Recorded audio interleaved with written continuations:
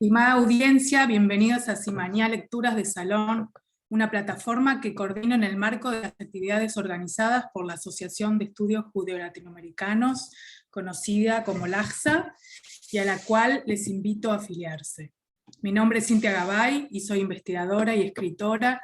Trabajo actualmente en la Universidad de Orléans, en Francia, y mi investigación está financiada por el Instituto de Estudios Avanzados Le Studium.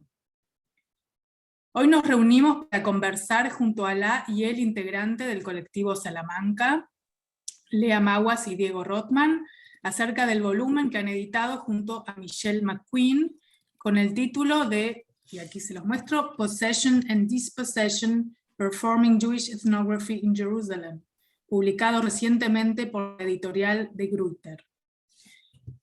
Simañá, que en hebreo significa señalador de libros, fue ideado para ofrecer un espacio donde debatir específicamente libros publicados en el área de estudios judeo-latinoamericanos o de interés para nuestra disciplina, ya sean recientes o de larga data.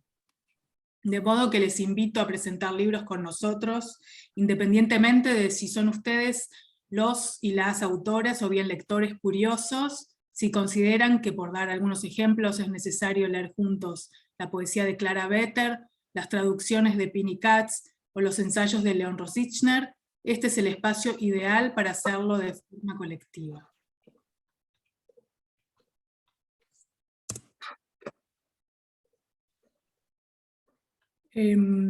Los encuentros de Simañá alientan el debate multilingüe tan característico de las culturas judías, siendo las lenguas oficiales del LAJSA el castellano, el portugués y el inglés. Sin embargo, estamos predispuestos a integrar en Simañá otros idiomas. Hagamos de este espacio un lugar ameno, no solo para el debate, sino también para el intercambio de entusiasmos. Aprovecho también para anunciar que nuestro próximo encuentro se llevará a cabo el 18 de octubre, en torno al trabajo de Leonardo Senkman, César Tiempo, Los arrabales de un judío errante. Dicho los prólogos, comenzaré presentando a las participantes de hoy. Salamanca es un grupo de artistas independientes integrado por Lea Maguas y Diego Rothman, artistas nacidos en Buenos Aires, Argentina, que viven y trabajan en Jerusalén. Desde el año 2000 crean en diferentes campos: performance, video, instalación y nuevos medios. Las obras de Salamanca abordan poéticas de la traducción, ya sean cultural, mediática o social, en contextos textuales, urbanos y mediáticos, y las tensiones entre la estética de baja y alta tecnología, así como cuestiones sociales y políticas. Hasta ahora han publicado, y corríjanme si me falta algún título, el volumen Eagat Shulaim, Nota al Margen, Independent Quarterly for Contemporary Art and Literature, de 2001 a 2007. Salamanca también comisarió y produjo eventos multidisciplinarios llamados EAGA, organizados de forma independiente, sin patrocinadores comerciales u oficiales, entre otros muchísimos proyectos. En 2009 fundó el Centro de Arte y Medios Mamuta, que entre 2009 y 2012 funcionó en la casa de Daniela Pasal, en Jerusalén, y ya desde 2013 se encuentra en la Casa Hansen, también en Jerusalén. Mamuta es un centro de creación artística, de encuentros, de investigación y exhibición de arte. Es un espacio gestionado por artistas, compuesto por espacios de trabajos, laboratorios de video, sonido y electrónica. Tiene también un taller de madera, metal y plástico, y un apartamento para artistas en residencia. El objetivo de su proyecto es impulsar proyectos artísticos diversos y crear un marco multidisciplinario, así como para comisarios, arquitectos, diseñadores e investigadores que deseen crear en un espíritu de cooperación, diálogo e innovación tecnológica. El proyecto está dedicado a crear las condiciones para desarrollar una comunidad activa de artistas que permita el desarrollo personal, así como un intenso trabajo de colaboración, haciendo hincapié en el compromiso con el espacio político y el tiempo histórico que ocupa Mamuta. Además, nos acompaña hoy una invitada muy especial, Perla Sne, escritora, psicoanalista, traductora de literatura yiddish. Perla es doctora en Ciencias Sociales por la UBA, También estudió en la Academia Bezalel de Arte y Diseño de Jerusalén, y en el Instituto Ángel Garma, Asociación Psicoanalítica Argentina. Es profesora titular de la Universidad Nacional de 3 de Febrero y profesora invitada de la Universidad Nacional de Rosario. Investigadora senior del Centro de Estudios sobre Genocidio y coordinadora académica de la especialización en estudios judaicos y judeoamericanos del Doctorado de Diversidad Cultural de la UNTREF. Además, es vicepresidenta de la Fundación IVO.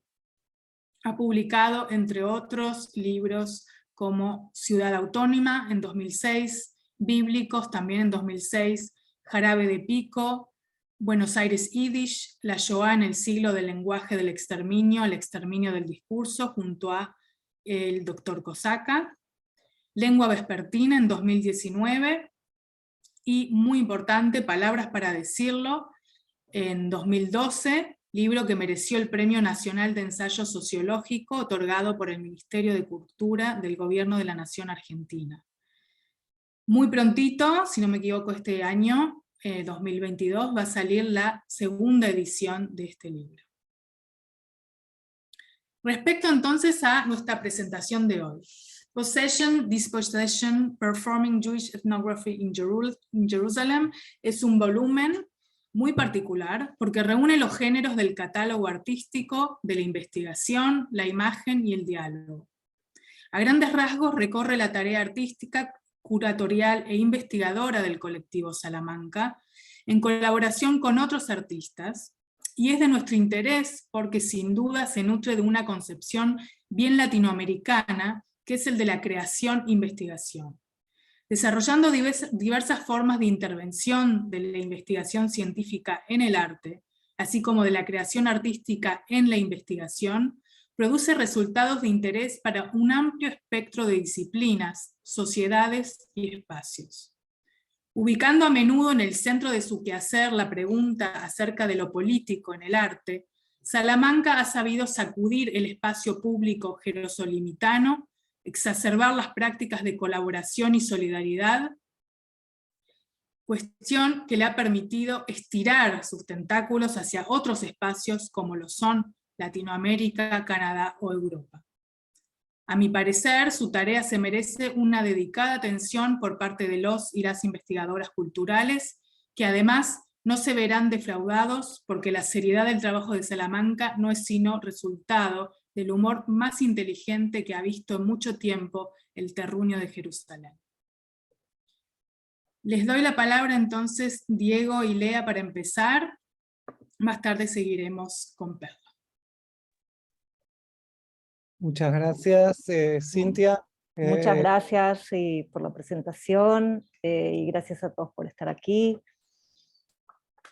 Diego. Bueno, sí, yo. Bueno, no, primero es un placer estar acá, es como una fiesta porque es un encuentro que sigue aquel encuentro en ese simposio maravilloso que organizaran, nosotros fuimos en la parte de Orleón, y estuvo también en Metz, continuó, y fue en realidad donde conocimos personalmente por primera vez a Perla, nos reencontramos con Cintia y también con muchos de los invitados que están acá presentes, así que es un poco continuar este diálogo que empezó ahí, así que estamos muy contentos, y ahora escuchando y hablando en castellano, y escuchando lo que decía Cintia, pienso que en realidad parte de esta práctica tiene este marco latinoamericano porque nosotros pensamos en castellano, y entonces esto quizás es lo que más nos une, es la manera de ver y de emprender nuestros proyectos, que tiene una raíz obviamente más argentina, especialmente del lugar de donde venimos, y yo creo que si bien no está presente en el frente de lo que hacemos, sí es muy fácil de percibirla a través de distintas actitudes que quizás no vienen del todo explícitamente expresadas en el libro, pero sí a través de la figura de un poeta, Joao Delgado, que nos viene acompañando ya unos 20 años o más en nuestra práctica. Así que ahora lo que nosotros, Lea y yo, vamos a hacer es un poco contar la manera que nosotros venimos trabajando, y cómo el libro es a su vez un fruto y un paso más de nuestro trabajo, o sea, nos alimenta, nos refleja y se vuelve un punto de referencia. Lea, yo pongo ahora la Sí. pantalla. Vos, Sí, solo quería agregar tal vez a lo que estabas comentando, que de alguna manera el ser inmigrante siempre está presente de alguna manera u otra en nuestra práctica, si es también en nuestro nombre Salamanca, si es también en temas que abordamos, y creo que también en muchos de los proyectos que desarrollamos desde el 2014, en lo que es el Departamento Etnográfico del Museo de lo Contemporáneo, también están presentes, y también en la manera de trabajar, o sea, ni Diego ni yo tenemos una formación formal en lo que es arte contemporáneo, pero sí podemos decir que tenemos un lugar respetado, no sé si es importante, pero lo que es el arte y la cultura en Jerusalén y en Israel, que tiene que ver con un camino bastante personal que hicimos y autodidáctico, y no siempre siguiendo las reglas de lo que se supone que uno debe hacer, y eso también creo que para mí tiene que ver con esto de ser latinoamericano, ¿no?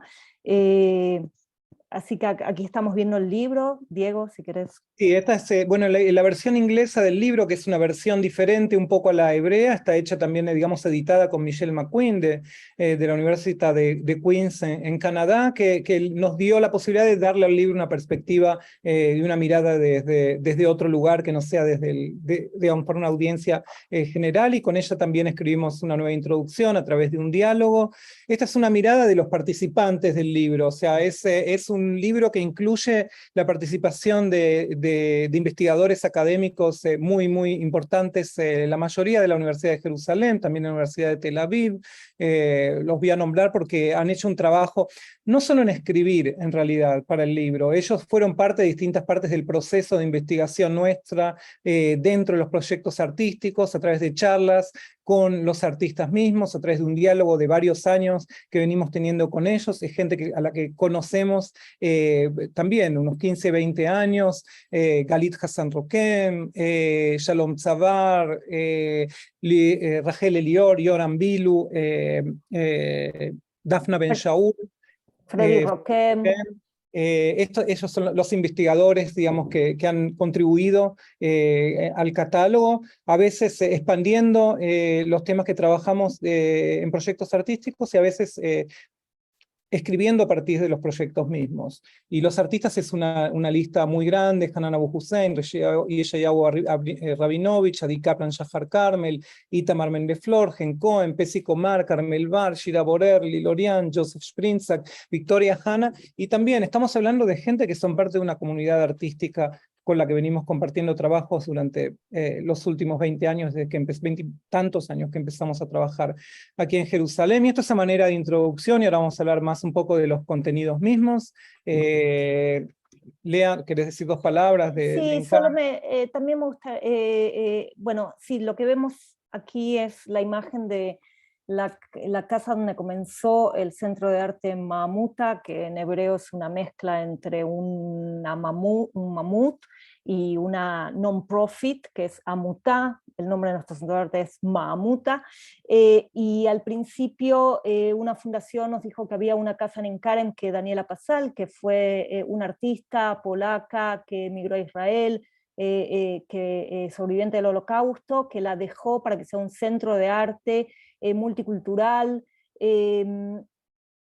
y nosotros teníamos esta propuesta de crear un centro donde el diálogo entre artistas sea muy intensivo, y donde también haya diferente apoyo para desarrollar proyectos. Y en el momento que se nos propuso esta casa en Enkarem, también hubo muchas cuestiones que nos comenzamos a preguntar, que tienen que ver con ser Enkarem una aldea árabe que en 1948 sus habitantes fueron echados o se escaparon y no pudieron volver, y la casa esta que Daniela Pasal compra en 1971 fue originariamente, lo descubrimos, o sea, lo investigamos mientras estuvimos ahí, de Isa Manun, que era un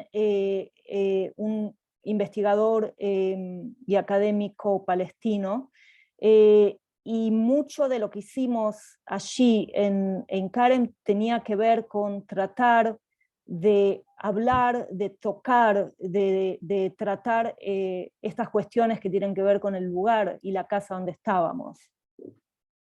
Diego.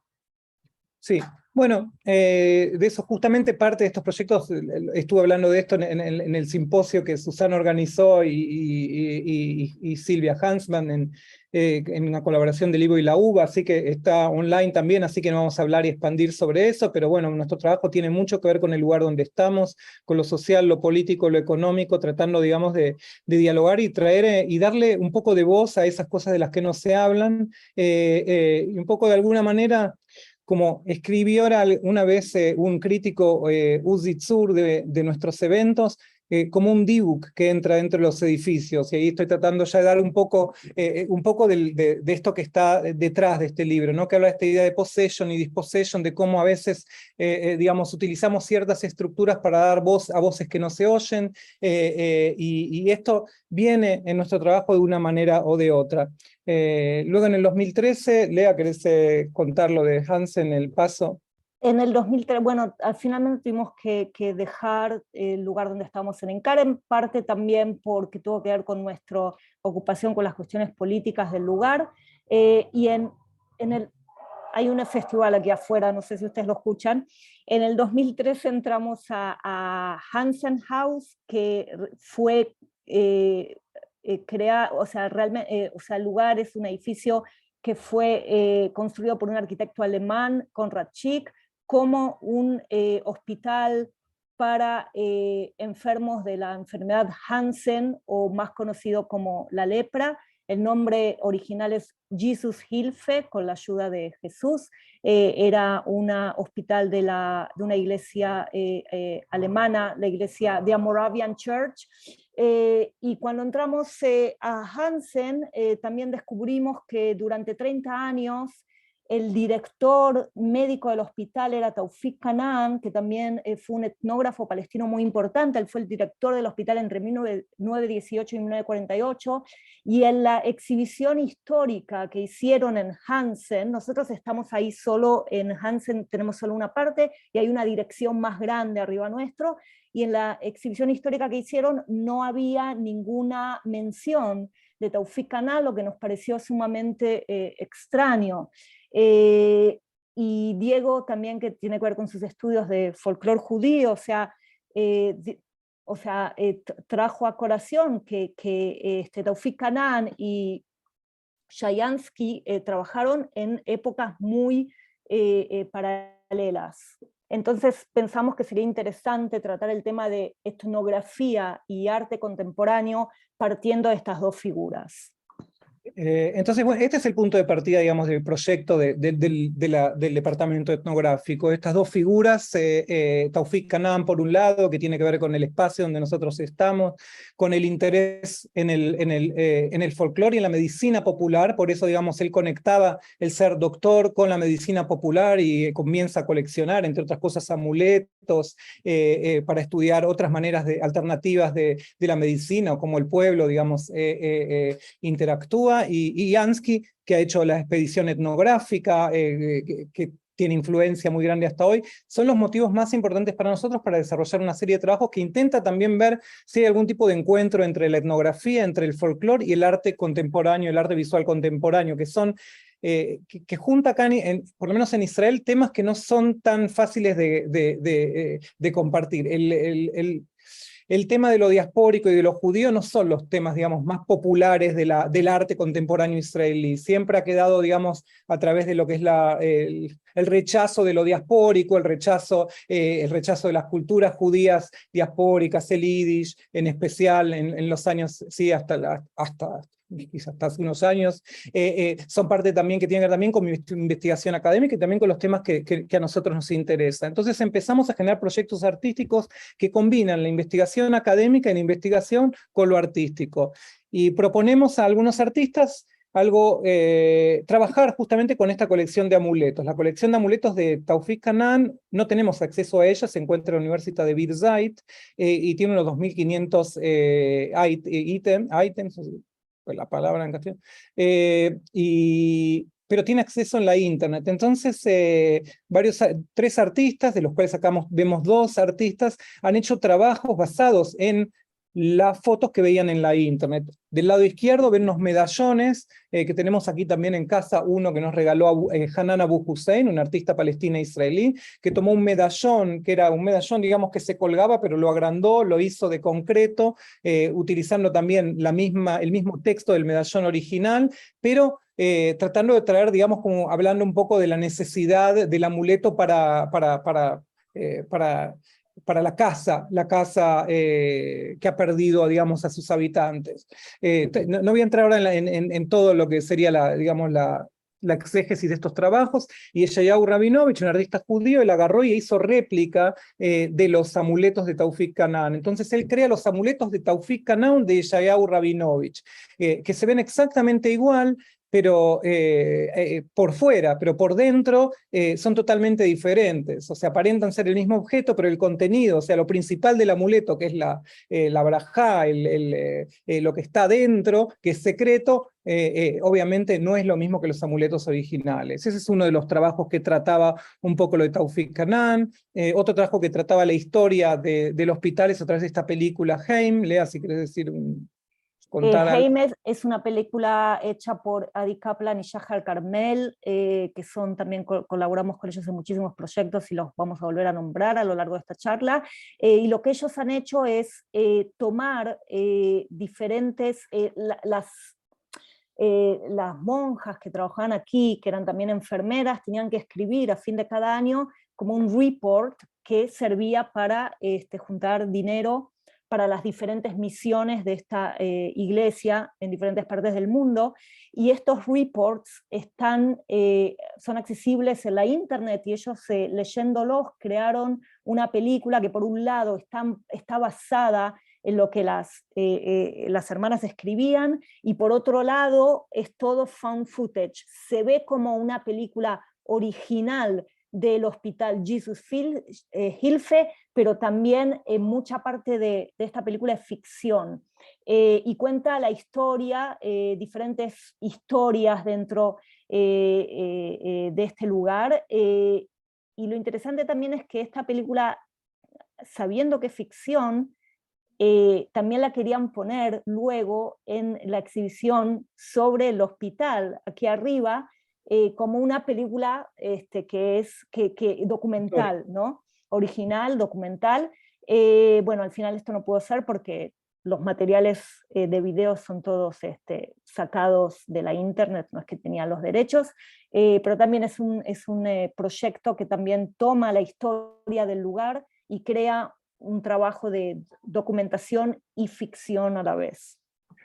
Estos trabajos que ya están tocando, digamos, parte de los temas principales que nosotros trabajamos, que es la pregunta sobre lo auténtico, sobre la réplica, sobre quién tiene el derecho a representar al otro, digamos, de qué manera uno puede hablar en lugar del otro o no puede hablar. O sea, nosotros no traemos respuestas, sino que en realidad lo que hacemos desde alguna manera tratar de elevar ciertas preguntas que para nosotros son importantes a través de los distintos proyectos. Y luego, digamos, un proyecto grande, importante que hicimos allí fue la construcción de lo que llamamos el Paradise Inn Hotel. Nos proponen hacer un proyecto en los jardines de lo que era el antiguo leprosario, y nosotros, en vez de hacer algo que era esperado por nosotros, que era algo para el verano, para chicos, divertido, nosotros decidimos cerrar la mitad del jardín, que es bastante grande, y convertirlo en un hotel, en realidad, todo cerrado por paredes de yeso y sin techo, y por eso lo llamamos un hotel de estrellas infinitas, no 5 estrellas, no 6, 7, sino de infinitas estrellas. Por lo tanto es el Paradise Inn Hotel. Paraíso también tiene una conexión muy grande con la idea del leprosario. No voy a entrar ahora en todos estos detalles, también con la obra de Agnon. A través de muchas conexiones se conecta la idea de paraíso también con Hansen mismo. Cerramos todas estas, todo este espacio de los jardines, hablando un poco también de los procesos de, ¿cómo se dice? Gentrification, no sé en castellano. Centrificación, tal vez, se puede decir. Sí, Centrificación por un lado, y también cómo el arte muchas veces es usado para estos procesos, ¿no? También como darte los hoteles y demás, para dar value, para dar valor a diferentes lugares donde primero traen artistas y luego los artistas levantan el valor del lugar, echando tal vez una población anterior que estaba ahí y luego son suplantados por gente que tiene más acceso económico, y también la toma de lugares públicos con fines lucrativos o políticos, o sea que todos esos temas también estaban tratados en este proyecto. Ahí abrimos un Airbnb donde se podía alquilar la noche de hotel, $1.500 la noche. Es el paraíso, era bastante barato para nosotros, pero no logramos conseguir clientes. Por eso, digamos, invitamos, como cualquier hotel de nombre, a un artista que esté en residencia para elevar el valor del hotel y de la obra. Y Itamar Méndez Flor vivió 3 meses en este hotel adentro, al que nadie podía acceder salvo él. Y bueno, ustedes ven estas persianas que daban un acceso de 8 segundos, si uno ponía $1 en una maquinita, por 8 segundos podía ver el paraíso y se le cerraba enseguida. Ahora, todos estos proyectos que venimos hablando tienen una conexión también con la investigación académica, porque están hechos en diálogo con investigadores de folclore judío, como Dani Shrire, como Galit Hassan Roquem, como Rachel Elior y Haim Noy, que se encuentran con nosotros, que hablamos de los temas, que dan charlas y que también los proyectos se generan en diálogo con la investigación de ellos.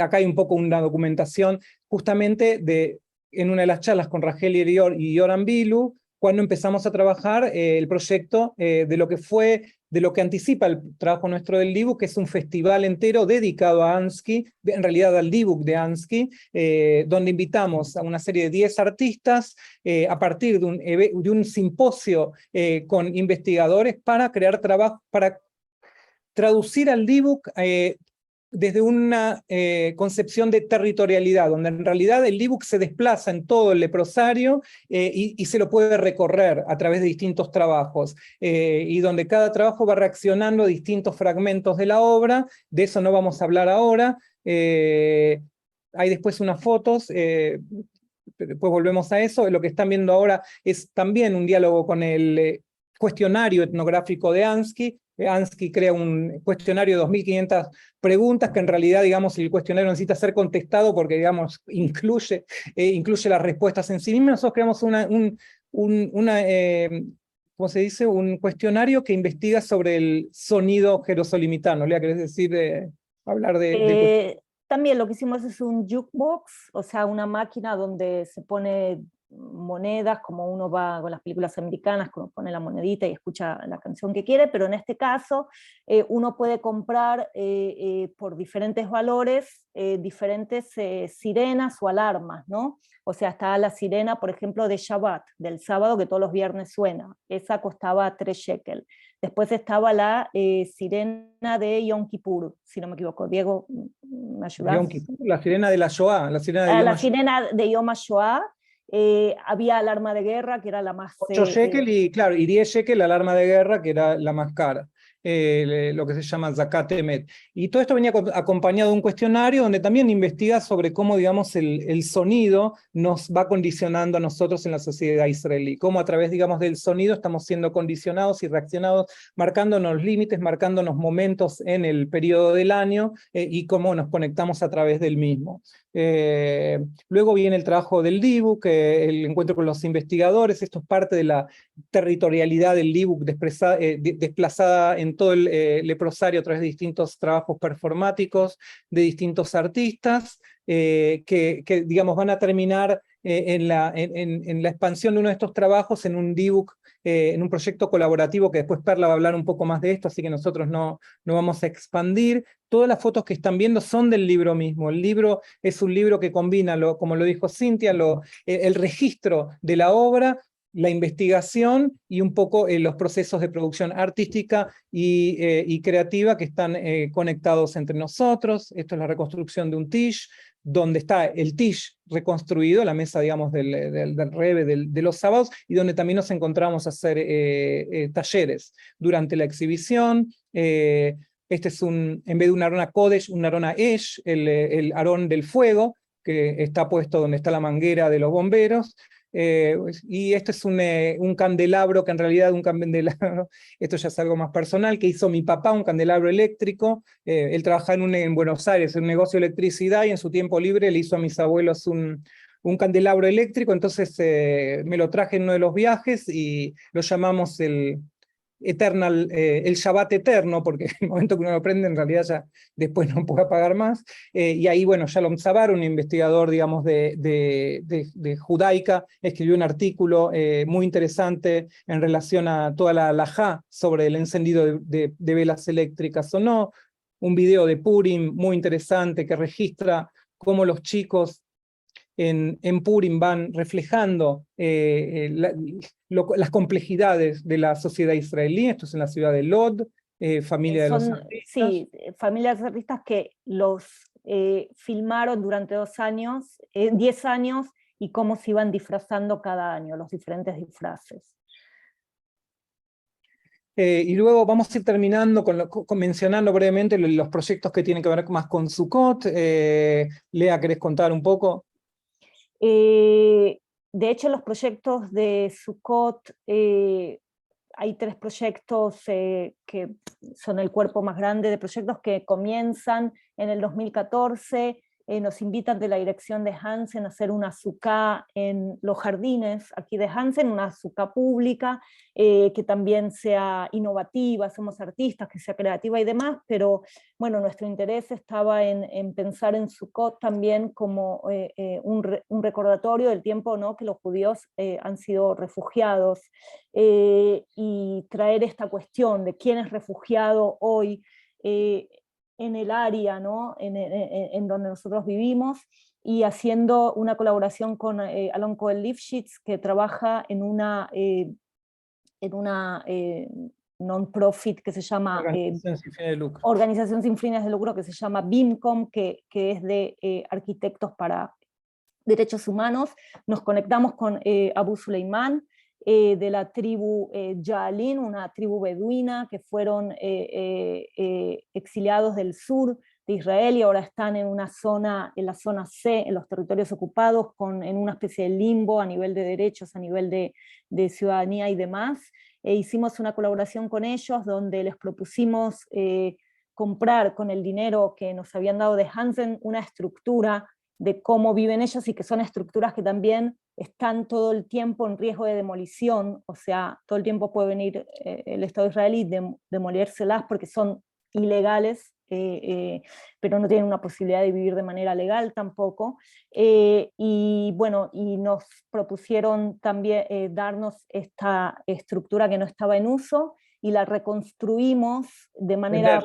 Vendérnosla, ¿sí? Se la compramos, es decir, y la reconstruimos exactamente en los jardines de Hansen. También el tema de la reconstrucción tenía que ver con el tema del valor, ¿no?, porque son estructuras que son todo el tiempo, están en riesgo de demolición, y el tema de cuidar la estructura, de reconstruirla y de respetarla también. Y el único cambio que hicimos fue el tema del techo, para que sea una sukkah ksherá, donde la gente pueda venir a pasar Sukkot, y también tratar temas que tenían que ver también con los Ja'alin, también con refugiados en general, también con la cuestión de seguridad de vivienda en Israel, diferentes temas que para nosotros eran importantes tratar en esta festividad.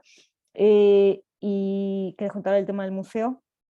Bueno, esta estructura en realidad también cuenta, digamos, combina, digamos, la cuestión de la historia judía del exilio, y la combina con el presente de exilio de los Ja'alin, que son refugiados hoy día, de acuerdo con la UN, y este proyecto, digamos, primero empieza como una sukkah en Hansen, luego nosotros contactamos al Museo de Israel y les decimos que nos parece que esta estructura tendría que ser parte de la colección de arte del museo.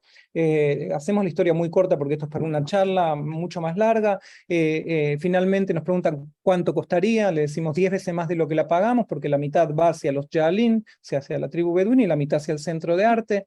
El museo, después de un año, la decide comprar. La la exhibe, como ven en la foto de abajo, en el museo mismo. Se hace un evento con los Yalin en el museo, se trae después otro día a los niños de los Yalin, que son, no es todo muy complicado, todo esto, vienen a ver el museo, a ver su lugar, y se genera mucho discurso que trae la problemática, ¿no? Que no viene a decir esto es lo o sea, trae toda la problemática, pero digamos, en el medio del discurso local. Y esto, digamos, sigue en otra serie de proyectos, que es una réplica que nosotros hacemos de una azúcar alemana de Bavaria de 1840, que está en el Museo de Israel. Lo que ven aquí es la réplica que hicimos nosotros, donde copiamos la misma azúcar, o sea, después de haber vendido, extraemos simbólicamente una azúcar, la copiamos, hacemos una investigación, un viaje de investigación a Villach, Gestalea, y cambiamos en una manera la representación, o sea,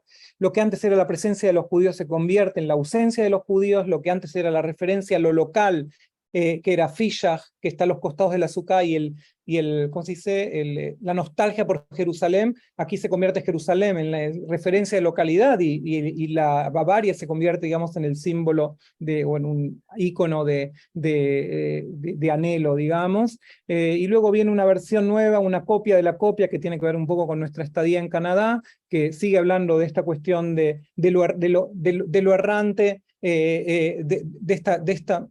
de esta característica de lo errante nuestro, aunque estamos nosotros acá 25 años, digamos, es siempre esta idea de la estructura,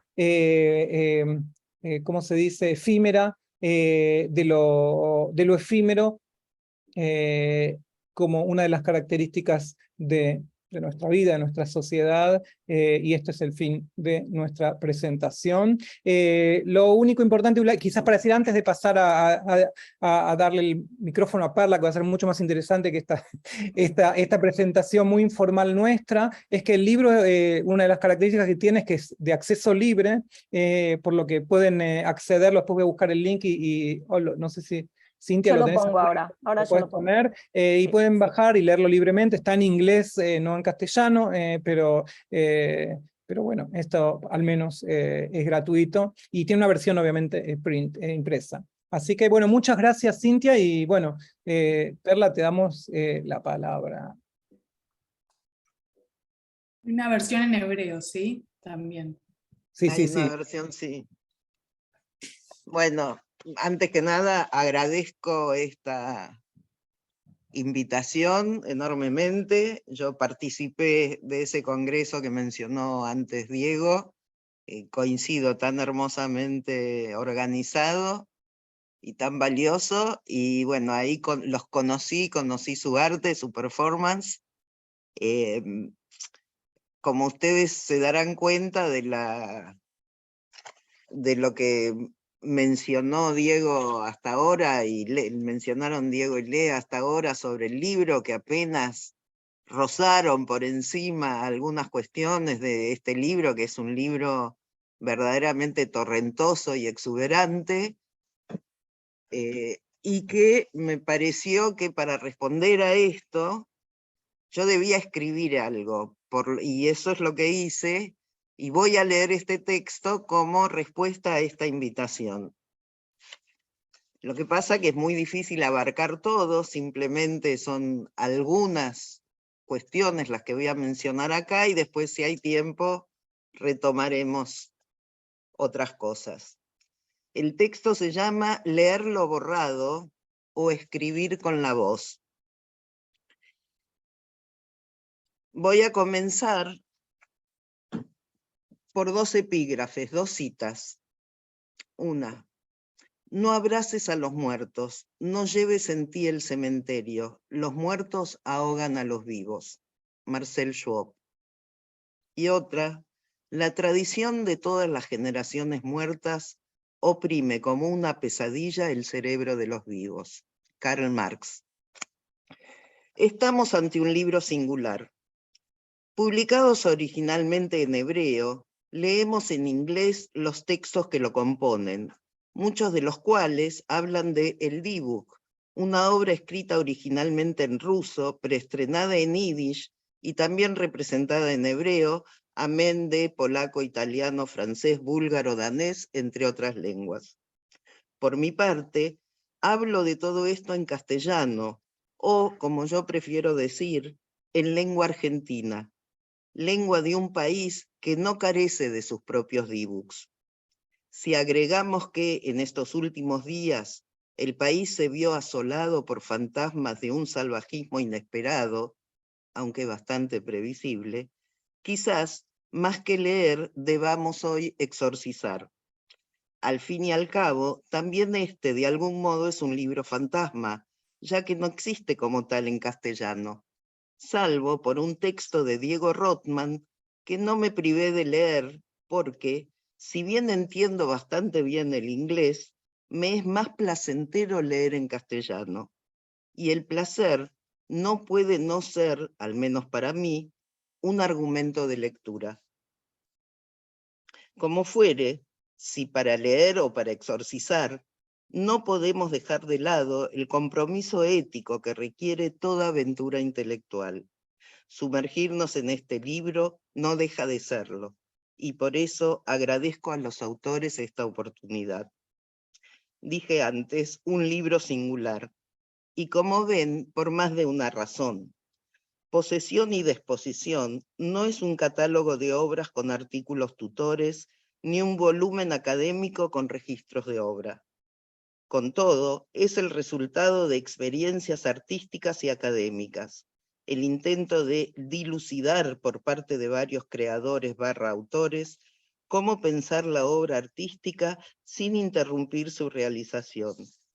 Pensadas con las manos, meditadas con los ojos, concebidas con la voz, estas páginas buscan otros modos de transmitir esa experiencia, quebrando las jerarquías establecidas y los pactos académicos ritualizados que pretenden legislar quién tiene derecho a hacer qué, y esto sin desatender las tensiones, las deformaciones, los preconceptos que atraviesan estos debates.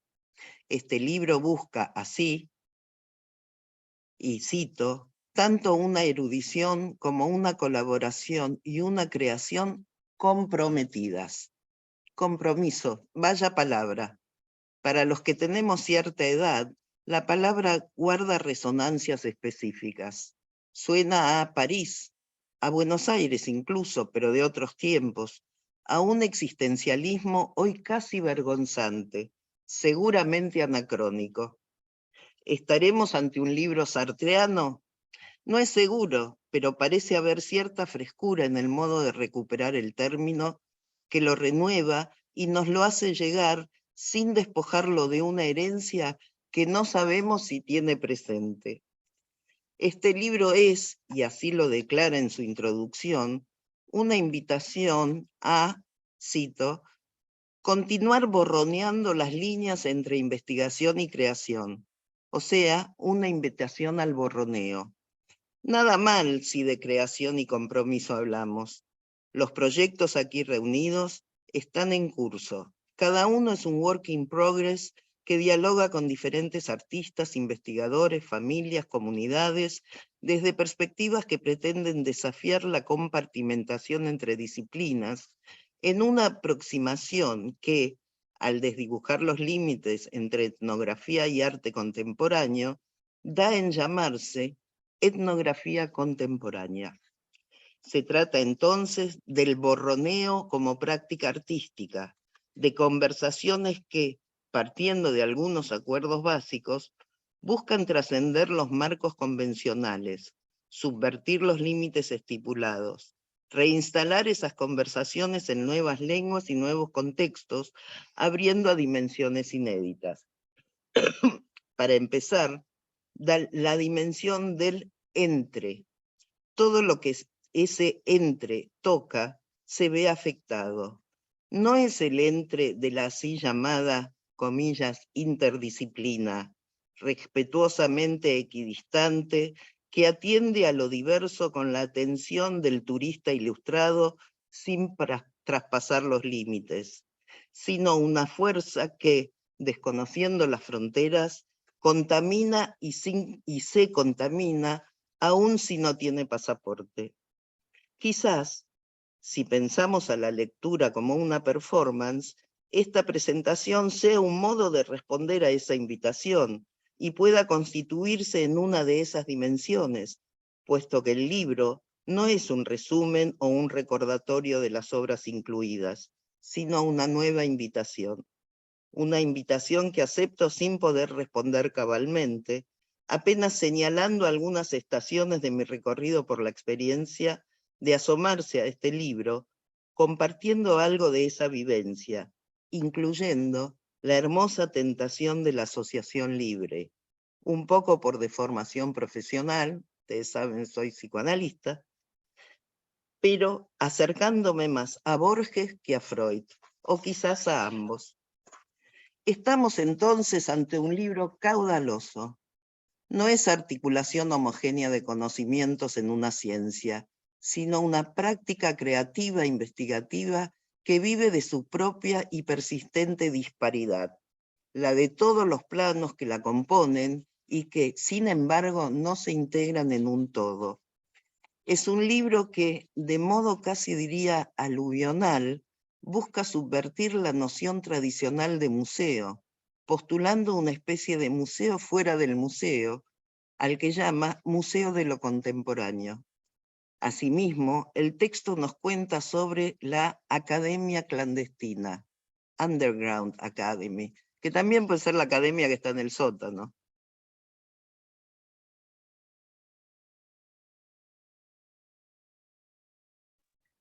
Perla, te muteaste. Perla. Perdón. Retoma la última frase, por favor.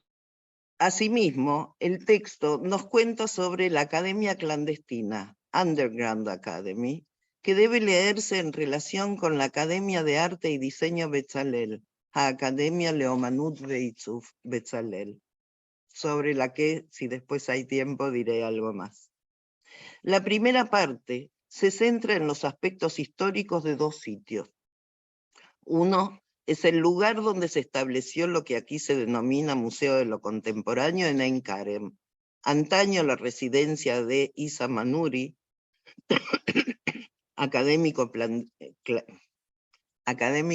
palestino, declarada en 1948 propiedad abandonada y adquirida luego por una artista judía polaco-israelí. El segundo lugar es el sitio al que luego se trasladó esa institución, el leprosario que antes mencionaban, Jesus Hilfe, actual sitio del hogar Hansen de Arte, Diseño y Tecnología. Esos sitios hablan de una ciudad, Jerusalén, carne viva de un conflicto que, si bien no es nombrado como tal explícitamente, no deja de estar presente de modos más o menos felices.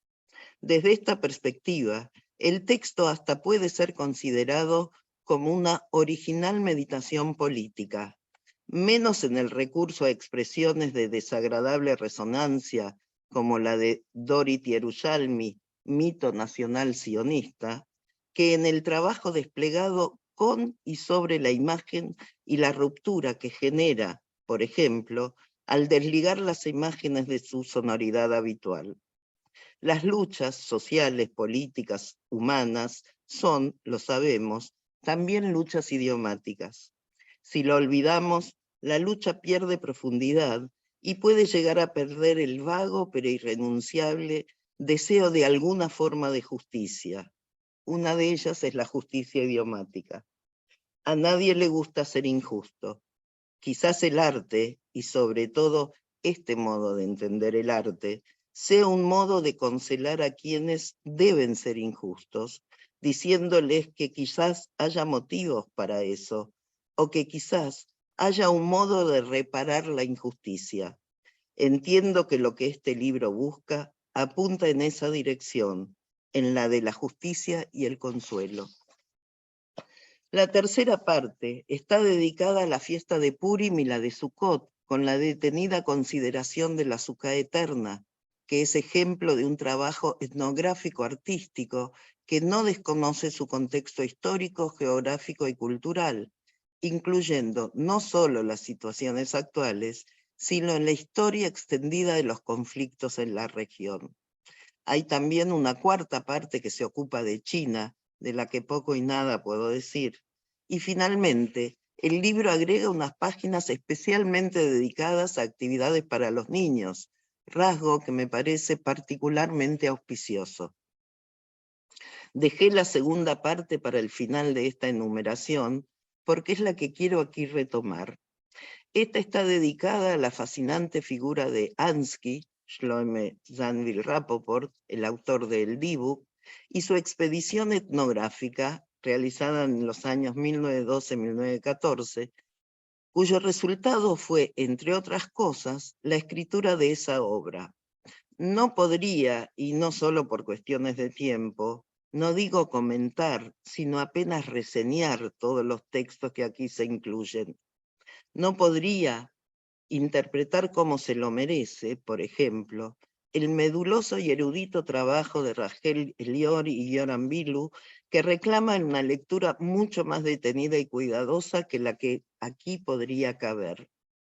Tampoco podría transmitirles los avatares de los diversos modos de elaborar el concepto de verdad en el texto sobre la película Haim. Por eso voy a asomarme apenas a lo que a mí más me cautiva del texto, que es lo que atañe a El Dibuk, no solo el de Ansky, sino el del Grupo Salamanca, integrado por Diego Rothman, Lea Maguas, junto con sus dos hijos, Ashu y Nahuel.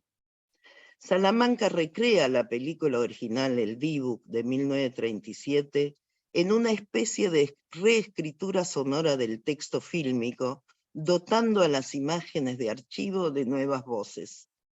En esa performance, que recrea y repite el film realizado en Polonia, nos ofrece no solo una alegoría o una actuación fantasmagórica, sino una colaboración entre vivos y muertos, a lo que nombra colaboración intramundana. De este modo, los muertos devienen agentes activos en la creación conjunta de nuevos significados, participando de una verdadera resistencia sonora. Esta expresión resistencia sonora es del Grupo Salamanca.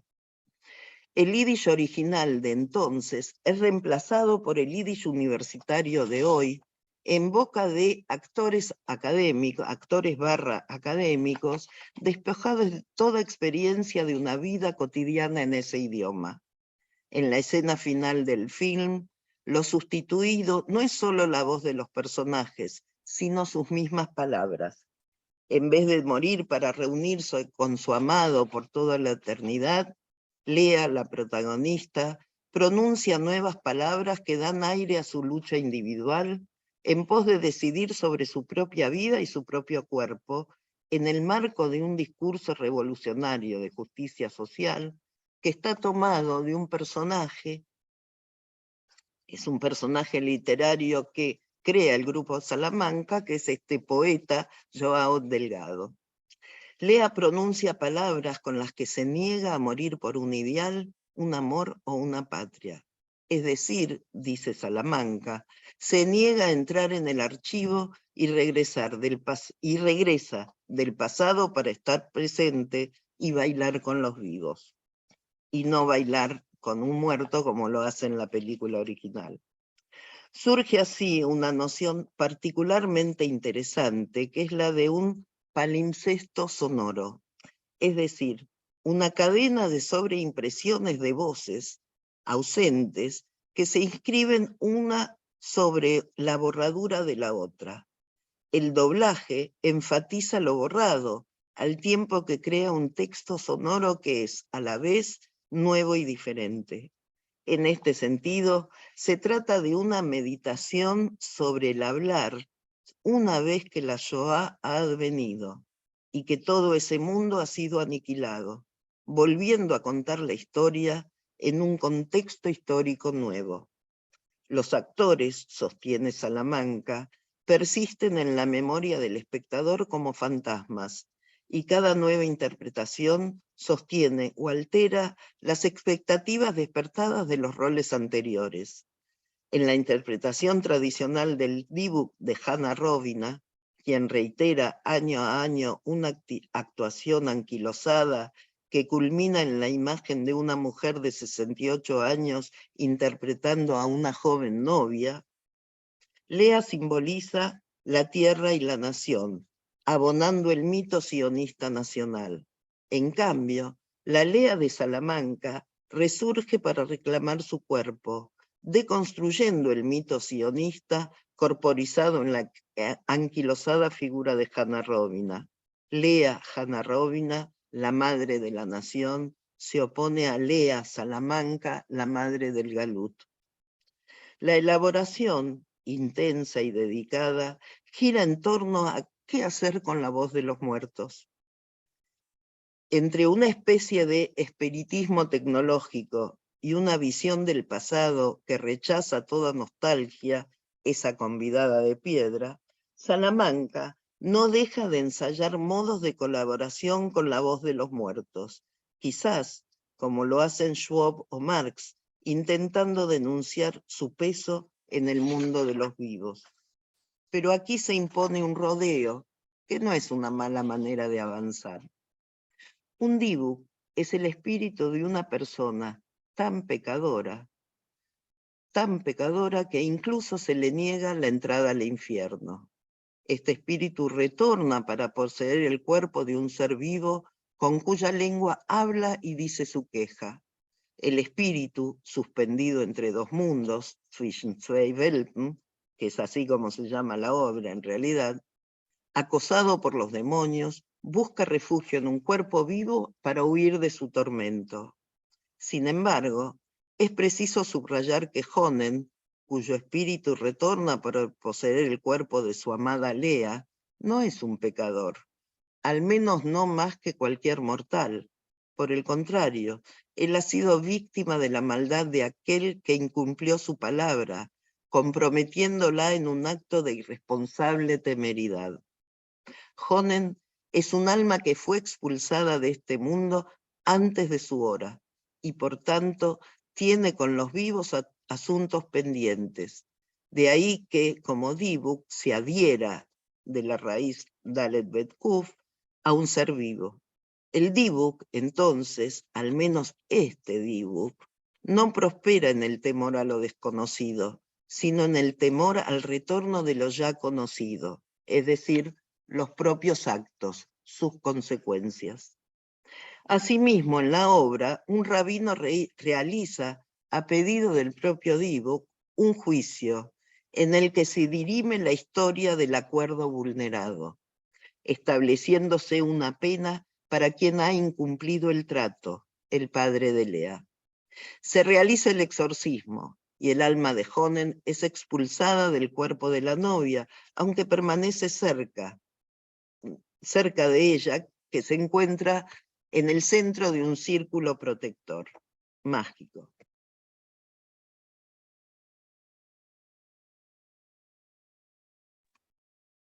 Disculpe.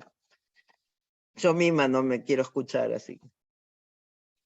Con todo, el sino impuesto a la joven pareja por la irresponsabilidad de los padres prevalece por sobre los poderes mágicos del rabino. Lea cruza voluntariamente el límite del círculo y funde su alma con la de su predestinado al precio de su vida. Si atendemos a la obra, entonces, notamos que Lea no es la única que habla. También lo hace el Rebbe exorcista, quien, para expulsar al Dibuk, primero comienza por escucharlo, atender a su queja, a su rencor, lo apacigua, le promete paz. Llegará el momento de expulsarlo, pero primero debe haber justicia.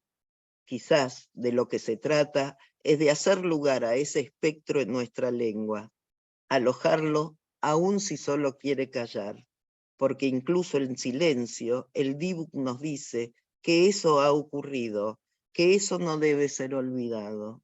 El Dibuk es, pues, un nombre de lo que el pasado exige del presente, y, citando a Benjamin, no nos está permitido despachar esa exigencia a la ligera. Siguiendo a Didi Huberman en su sugestiva lectura de la historia del arte para Avi Warburg, el Dibuk actualiza un modelo espectral de la historia, cuyos tiempos, a contramano de las periodizaciones académicas, se expresan menos por listados cronológicos que por persistencias, o quizás debamos decir supervivencias, de las formas. Quizás no sea sin consecuencias privarnos de herencias lingüísticas que provienen del conjunto de la disparidad de la historia, tanto la universal como la propia historia judía. Habría que pensar algún modo de atender, o quizás homenajear, esa disparidad. El Dibuk sería, en estos términos, un momento perturbador de la historia. Es la fuerza que hace de un baile de casamiento una danza macabra. Es la fuerza que sobrevive a todo y puede ser la rebelión de Lea o la queja de Honen. Eso que reaparece de tanto en tanto, la fuerza de eso, inolvidable, pero imposible de reconocer con claridad. Quizás es lo que Benjamin llamaba débil fuerza mesiánica, aquella que impide saldar la historia en tanto los muertos sigan interrogando a los vivos. Este libro busca retomar esa interrogación por el sendero creativo del concepto. Busca crear con la palabra, no con una ideología o con una teoría, sino con el valor de la conversación y la pregunta. Quizás hace algo semejante a la traducción, ese hablar con diferencia que podríamos intentar como un modo de hablar yiddish en hebreo, o en inglés o en castellano. No sabría decir algo más concluyente, salvo que, si los debates que este libro plantea no existieran, seríamos mucho más pobres. Y por supuesto, esos debates requieren de muchas más palabras.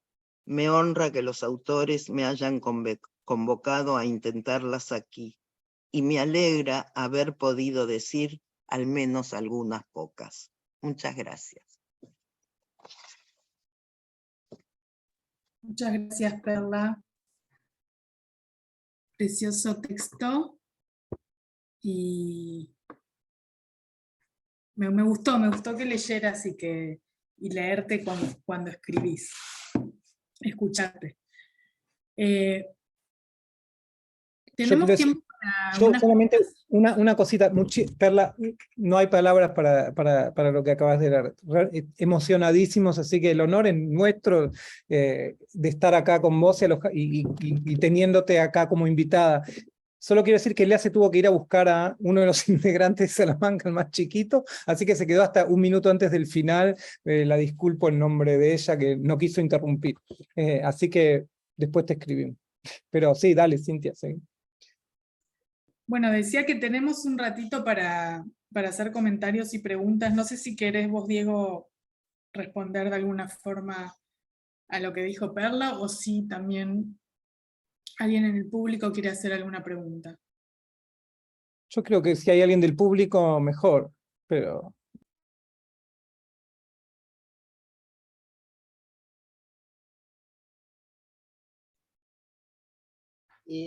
¿Puedo? Sí. Bueno, pregunta no tengo, entre otras cosas, porque no he visto el texto y obviamente no es un texto fácil de comentarme. Tengo muchas ganas de hacerlo. Quería hacer un comentario, a lo mejor un poco en paracaídas, pero una relación que yo veo. A mí, cuando fui a ver el Dibuk a Beit Hansen, una de las cosas que me acuerdo me impactó era sentir que estaba entrando en un leprosario, porque el leproso es el gran paria de la sociedad, por lo menos la occidental, la europea, que es la que conozco, es el relegado, los leprosarios eran, discúlpenme, eran una especie de literalmente campo de concentración, ¿verdad? Y entonces hay acá un grupo que es dejado de lado, relegado, impuro, temido, ¿verdad? Y también hay que tener en cuenta que aprendimos con Michel Foucault que cuando la lepra se retira en Europa, o sea, deja de ser tan invasora, los edificios destinados a leprosarios se convierten en manicomios. O sea, otro tipo de campo de concentración para otra forma de excluidos. Y en relación con lo que cuenta el dibujo y en relación con, bueno, toda la historia larga que se ha mencionado acá varias veces, esta manera de reincorporar, aunque sea físicamente a través del edificio, lo que está excluido, lo que está negado, lo que no queremos ver que existe o no querer aceptar que existe, ¿verdad? Y creo que se da eso en muchísimos planos de algo que está pasando en nuestra cultura y que es la reincorporación de cosas que la civilización moderna había excluido, ¿verdad? Yo no sé lo que pasa hoy en día con enfermos de lepra, pero que yo sepa no hay leprosarios, o sea, seguramente tienen alguna otra manera de vivir y también nuestro concepto de la locura se ha relativizado muchísimo, ¿verdad? De modo que, por ejemplo, me llamó la atención en esta asociación con lo que era mía, la verdad, simplemente, no sé, la estoy compartiendo con ustedes por el gusto de charlar, de lo relegado que es reincorporado. El tema de los amuletos que vos nombraste. Y en relación a los amuletos, la creciente aceptación de que hay otras formas de sabiduría, incluso médica, que habíamos declarado absolutamente inservible, inútil, despreciable, ridícula, y que nuestra cultura está reincorporando, ¿verdad? Basta ver, el naturismo está tomando de vuelta lo que en mi juventud llamábamos brujería y cosas de la Madre María, ¿verdad? De modo que hay acá todo un movimiento de lo que fue rechazado y es incorporado, ¿verdad? Y eso además tiene tanto que ver con nosotros como grupo judío que se puede establecer infinidad de relaciones, contactos y rizomas, ¿no? Al respecto. No sé, simplemente un poco minamoten, como decimos por acá. Quería compartir con ustedes estas ideas sueltas. Sí, Perla.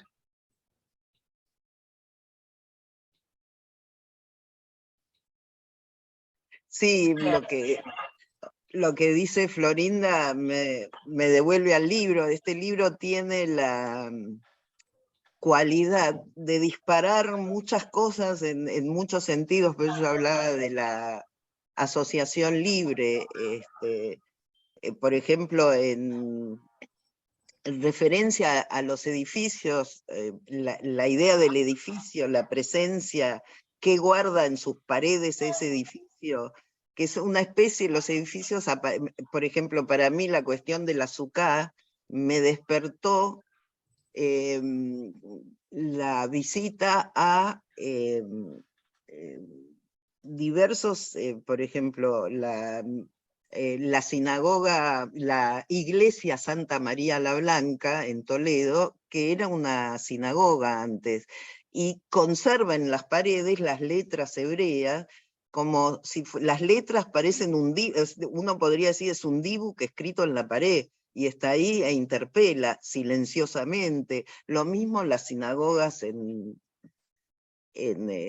Polonia. Ninguna se volvió una iglesia, pero muchas se volvieron establos o centros turísticos. Hoy en día son atracciones turísticas. Y en ese sentido quería mencionar una de las más fuertes asociaciones que me despertó este libro, que es, apenas apareció en mi lectura la palabra Betzalel, me remitió a mis años de estudio en Betzalel, que no fueron en el edificio, sino en un lugar nidaj, muy nidaj, que se llamaba Mahane Schneller. Ahí estaba el departamento de cerámica de Betzalel, que era una construcción bastante derruida, que había sido una base militar y estaba, no sé cómo llegó a pertenecer a Betzalel, que estaba rodeada por un enorme follaje que nadie cuidaba, y que muchas veces por eso mismo nos visitaban los cazadores de serpientes de la municipalidad. Yo recuerdo ese edificio como un lugar al que yo entraba corriendo porque había que atravesar ese follaje donde acechaban las serpientes. Pero lo que quería contar, más que eso, es un cuidador que había en ese lugar que se llamaba Coleman. Era un personaje muy extraño. A medias era el guardián y a medias era un espectro que andaba dando vueltas por el lugar y que siempre nos pedía a los alumnos arcilla. Y nos pedía arcilla a cambio de pequeños favores. Era su manera de conseguir arcilla. Y él modelaba solamente una cosa: 3 monos sabios. Ustedes saben, no escucho, no veo, no hablo. Esos 3 monos sabios, Coleman los modelaba y se los daba, no los vendía, se los daba solamente a aquellos que él consideraba que eran dignos de recibirlos. Coleman, con el tiempo me enteré que él era un sobreviviente de la Shoah y que estando en un campo, no sé cuál, en un momento, en una selección, él imitó a un mono para salvarse, y el nazi de turno se divirtió con eso y lo sacó de la fila y lo preservó, y así sobrevivió. Yo recuerdo cuando Coleman murió, yo ya había terminado Betzalel, ya no estaban, pero recuerdo los carteles, esos carteles tan característicos de los anuncios de la muerte de alguien en Jerusalén, que se pegan en las paredes cercanas al lugar, que estaban en las paredes de Betzalel. O sea, estaba la palabra Coleman y las indicaciones sobre el entierro. Y yo siempre que paso por ahí, hace mucho que no voy a Jerusalén, pero cuando paso por ahí, siento que la historia de Coleman se preserva en esas paredes, que nadie ve, y que los que no conocieron a Coleman con el tiempo van a olvidar, porque no hay nadie que lo recuerde, pero que esa historia está en la pared, y que la idea de la arquitectura como preservación de una historia es algo que no se debe dejar de lado, ¿no? Todo esto me despertó la historia de la Sukkah, ¿no? La cuestión de las diversas Sukkot y bueno, eso era una de las cosas que quería agregar, nada más. Preciosa la historia.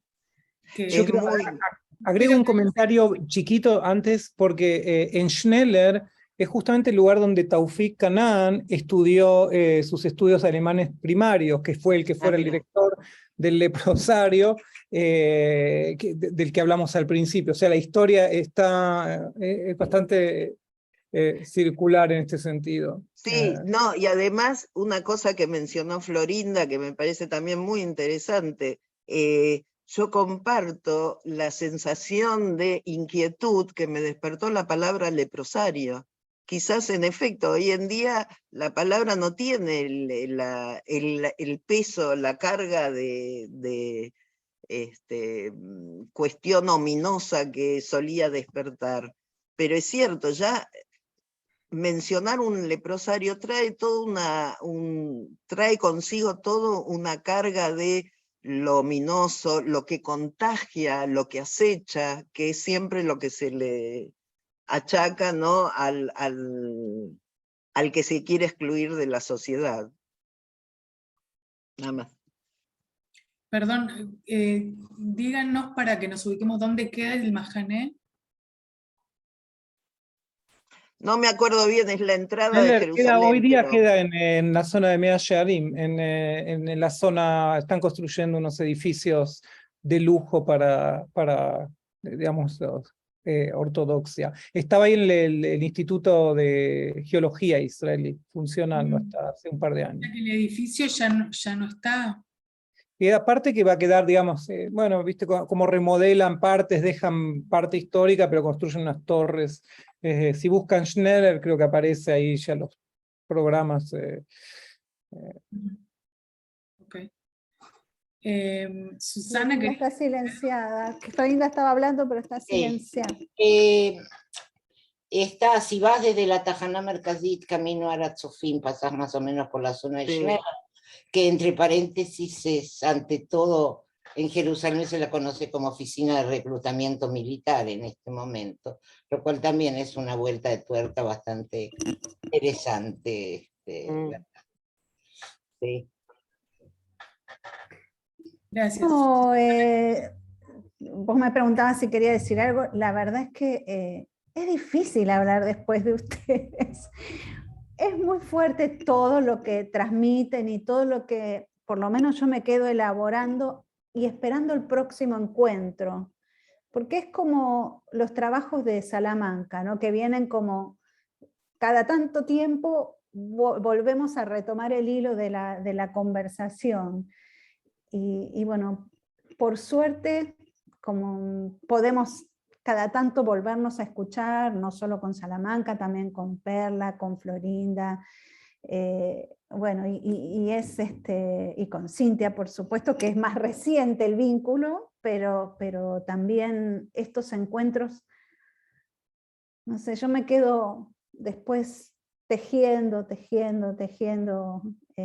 todo lo que ustedes van diciendo, y que les agradezco de corazón, porque siempre uno queda como atravesado, no sé si por D-Books, no sé si por monos sabios, por lo impuro, por los lenguajes, qué sé yo, por todo eso que hace muy difícil decir algo ya, ¿no? En lo inmediato. Pero bueno, seguimos conversando, y felicitarles y agradecerles, nada más. No, gracias por estar. Yo me quedé, o sea, no tiene que ver directamente con el libro, pero también pensando cómo influirá la época de la pandemia sobre Salamanca y sus artes, y pensando, haciendo la relación con el leprosario, ¿no? O sea, Que todos fuimos leprosos durante 2 años. sí, eso es lo que iba a decir exactamente. Que esa experiencia que no conocimos más que en la memoria, o ni siquiera, ¿no? En los relatos muy antiguos, hace poco lo vivimos de alguna forma, y se formó, ¿no? Como todo un mito alrededor de esa enfermedad, y de cómo tratarla, y de quién tiene que estar aislado y quién no. En general eran todos. Pero también cómo me da la impresión a mí, cómo lo deconstruimos relativamente rápido, ¿no? O sea, después de 2 años ya no está ese pánico que se había creado al principio, que era un pánico colectivo, y también es interesante ver, ¿no? Cómo pasamos a otra cosa, y también, no sé, Diego, cómo sucedió eso en Jerusalén. Sucedió cuando nosotros teníamos justamente una exhibición muy grande de lo de la Sukkot, que se cerró un poco de tiempo, pero fue complejo. Pero lo que quería decir de lo que vos, primero quería decir algo de lo de Florinda, y también de lo que vos decís ahora. De lo que decís ahora, si bien está la sensación de que estamos después, lo que nos dejó la pandemia creo que es como una muestra también de lo que nos espera, ¿no? De la potencialidad del poder en cambiarnos y encerrarnos justamente desde ese lugar, no desde solo de nuestro lugar como el otro, y la reacción hacia el otro, y el miedo, sino el miedo también, digamos, a las estructuras de poder que se extienden a una velocidad increíble, y cómo nos van ajustando y nos cierran las posibilidades y la libertad, digamos, hay unos ruidos raros. y la libertad Sí.